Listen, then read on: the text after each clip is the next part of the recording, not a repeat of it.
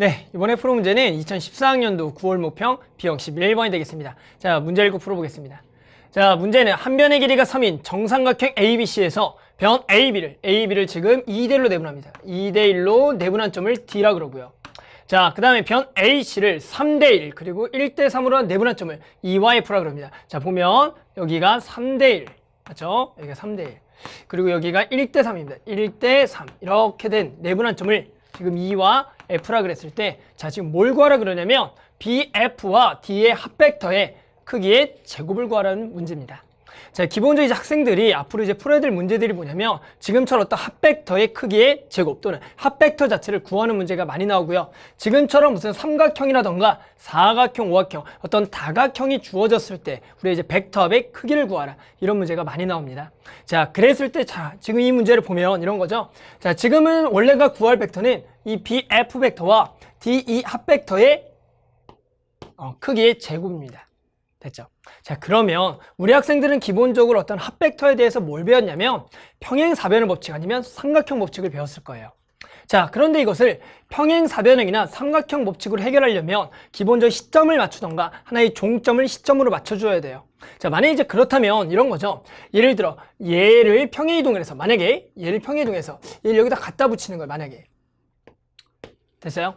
자, 그랬을 때 결국엔 얘를 대각선에 즉 얘를 평행사변형을 만들어서 그 대각선의 길이를 구한 게 이게 원래는 합벡터가 됩니다. 이해하시겠죠? 그런데 우리가 이제 대부분의 이런 벡터들의 합을 구하라 그랬을 때 어떤 벡터 문제 나왔을 때 거의 대부분들이 그 평행사변의 대각선 길이를 쉽게 구하지 못하는 문제들이 많이 나옵니다. 그래서 우리가 앞으로 어떤 다각형의 문제 나왔을 때 다음과 같은 방법으로 풀어주셔야 돼요. 자, 어떤 방법이냐면 이런 겁니다. 자, 지금 기본적으로 항상 모든 평면 벡터는 기본은 벡터 2개 실수 배합으로 표현이 가능합니다. 그게 삼각형이든 사각형이든 오각형이든 어떤 평면에 있는 모든 다각형은 2개 벡터로 표현이 돼요. 그래서 지금도 이 벡터를 우리가 이렇게 합시다. 자, 지금 나와 있는 BA 벡터 있죠? 이 BA 벡터를 A 벡터로 잡는 거예요. 됐죠? 그 다음에 지금 BC 벡터를 B 벡터로 잡습니다. 그렇게 해서 이제 우리가 뭘가 가능하냐면 이 BF 벡터와 저 DE 벡터를 방금 구한 A와 B 벡터로 실수 배합으로 표현이 가능합니다. 왜 그렇게 되냐면 우리는 지금 이 벡터의 길이를 알고 있어요. 3이라고. 이 벡터의 길이도 알고 있어요. 3이고요. 그 다음 이 벡터의 내적이라니까. 즉 얘의 크기와 얘의 크기의 코사인 값인데 지금 이 각도가 60도이기 때문에 우리는 내적 값까지 구할 수가 있습니다. 그렇기 때문에 우리가 이 벡터로만 고친다면 그 벡터의 제곱이라는 크기와 내적 이런 것들을 알고 있기 때문에 이 문제를 쉽게 구할 수가 있다는 거예요. 아시겠죠? 자, 그래서 우리가 해야 될 작업은 뭐냐? 이 A 벡터, B 벡터로 저 벡터를 표현하자. 됐죠? 자, 가봅시다. 자, 그래서 지금 나타낼 벡터는 자, 뭐예요? 첫 번째 BF 벡터죠. 자, 그럼 BF 벡터는 뭐예요? 지금 BF 벡터 볼게요. BF는 여기서 이렇게 가는 거예요. 그럼 얘는 이렇게 가죠. 이렇게 A 벡터고요. 그리고 이쪽으로 가는 거네요. 그럼 우리가 이 벡터를 마찬가지 A와 B 벡터로 표현해야 되는데 그러면 우리가 일단 AC 벡터를 먼저 구하셔야 돼요. AC 벡터는 뭐예요? 요렇게 가죠. 그러니까 마이너스 A 그리고 B가 되는 거예요. 따라서 여기가 B 마이너스 A가 되겠죠. B 마이너스 A.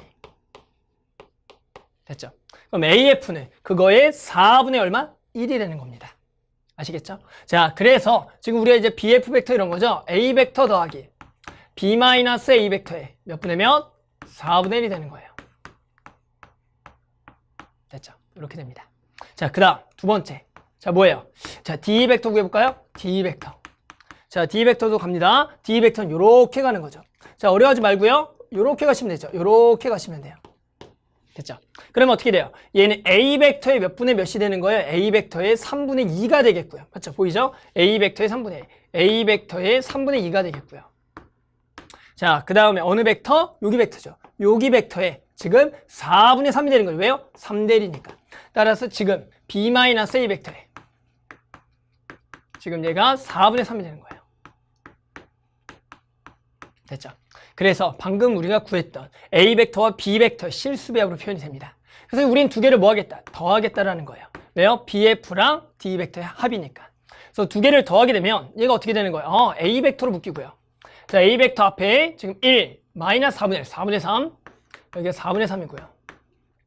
그리고요, 여기가 3분의 2, 그리고 마이너스 4분의 3이에요. 보이시죠? 3분의 2 마이너스 4분의 3. 그럼 이 4분의 3하고 날아가니까 이게 얼마만 남는다? 3분의 2만 남겠죠. 3분의 2만 남아요. 됐죠? 그 다음 이제 B벡터로 갑니다. 자, B벡터로 묶어버리면 지금 여기에 4분의 1, 그리고 여기 4분의 3, 그래서 1이 되겠네요. 됐어요? 그래서 그것이 뭐가 되냐? 합벡터가 되겠고요. 따라서 우리가 이거에서 뭘 구하라? 벡터의 크기의 제곱을 구하라는 문제입니다. 됐어요? 자, 이제 끝났습니다. 왜요? 우리가 이제 벡터의 제곱이라는 것은 이 벡터와 이 벡터의 내적이니까 얘를 곧바로 제곱하면 9분의 4의 A 벡터 크기의 제곱 더하기 3분의 4의 두 벡터의 내적에 그리고 더하기 B 벡터 크기의 제곱이 돼요. 자, 계산할게요. 자, 그렇게 되면 우리가 이제 다 알고 있다고요. 뭐가 알고 있냐? A 벡터 크기의 제곱은 얘 크기가 3이니까 지금 9가 되고요. 더하기 3분의 4에 두 벡터의 내적음은 어떻게 된다고요? 3 곱하기 3에 코사인이 2분의 1 되는 거예요. 됐죠? 더하기 마지막으로 B 벡터 크기의 제곱 9가 되겠다. 됐죠? 즉 우리가 이 두 벡터를 알고 있으면 그 벡터의 크기와 내적값만 알고 있으면 그 벡터의 우리가 내적 또는 크기 이런 거 다 구할 수가 있습니다. 자, 그래서 계산만 해볼게요. 자, 그럼 얘가 날아가서 4가 되겠고요. 더하기 지금 얘가 날아가고요. 그리고 얘가 날아가고 그래서 이게 6이 되겠고 나머지가 9가 남겠죠. 그래서 계산하면 10이고 9니까 얼마다? 19가 나오겠다. 자, 그래서 중요한 건 뭐냐? 앞으로 학생들은 이런 다각형에서 어떤 배수로 쪼개져 있는 벡터들의 어떤 합벡터의 크기 이런 것들을 구할 겁니다. 그럼 어떻게 하라고요? 우리가 지금 구할 수 있는 기본적으로 벡터 두 개로 쪼개서 즉 크기와 내적 값을 알고 있는 그 벡터로만 표현한다면 이러한 문제들을 다 풀 수가 있을 겁니다.